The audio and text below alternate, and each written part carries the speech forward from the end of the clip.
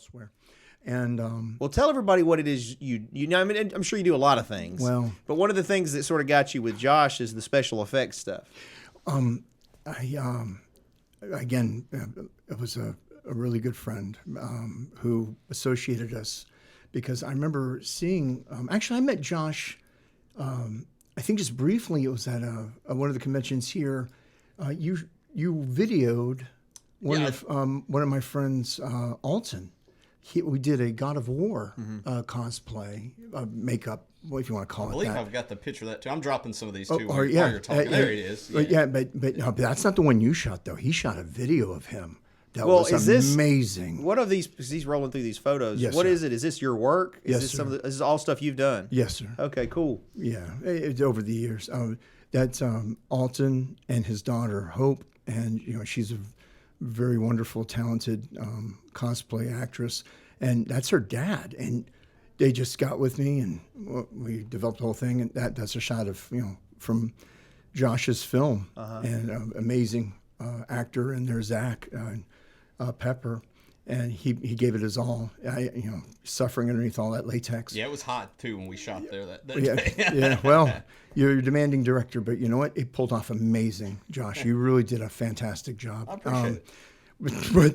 But the people who watch it should appreciate it. That's from one of the conventions we did. Again, that's that actress doing a different kind of suffering under a different kind of makeup, and that's from a fall convention we did where I did Planet of the Apes on a Christy Carnell Warner, and that's Alton being her man servant.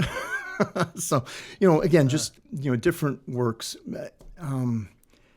I've been doing this nonsense for a very long time, since I'm going to say 1984, 1985.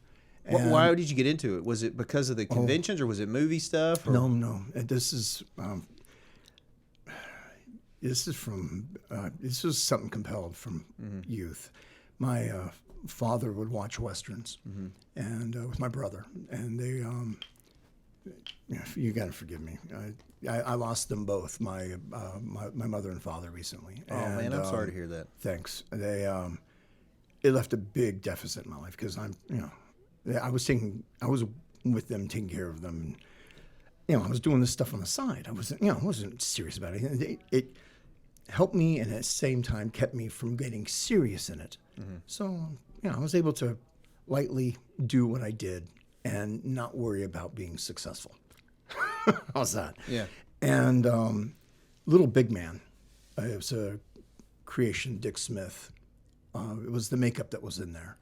And as a child, that's what stuck with me. But it was incoherent for me. It was just stuck in there. I watched this movie, and there was the portrayal, a Dustin Hoffman character, and he was 100-something-year-old man.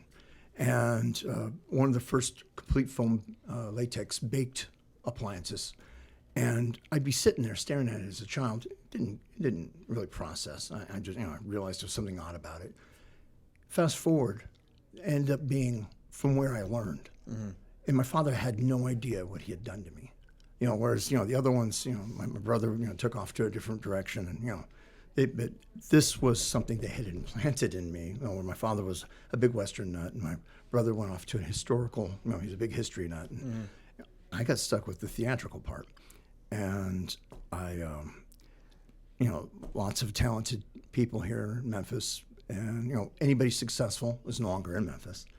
They use this as a pivot point, and they launch somewhere else, and. Those which come back quietly, they're still successful elsewhere, but they use this as a home base, smart, economically, because you can afford to live here still. Yeah. I learned some tutelage under a couple of different artists, and ultimately I turned to the old library books as the internet took off, and I completed an education that I had started under an artist or two, and no harm, no foul. I just had to do it my way, and it's still incomplete, still learning. And I could still dump 20 grand, go to a school, finish off. I'm 55 now. I'm a quintuple heart patient. This young man's work, Josh Mason's, was probably the last work that it would have done me. I mean, what is it? Once I saw my name on the credits, 2019, I had a heart failure right after that. It was because of my movie A.G. That's right. No, that's just it, though. It would have been, I mean, a theatrical ending. I mean, honestly. Yeah, Josh, let me tell you something. It was a heart stopper to be able to see the credits like that, because every work I had done before then, I never got appropriate credit. I worked for Lionsgate. They didn't give me appropriate. I mean, it was okay, but it wasn't like, to be able to see the nameplate and to be able to see that kind of work up on the screen like that, no matter what format.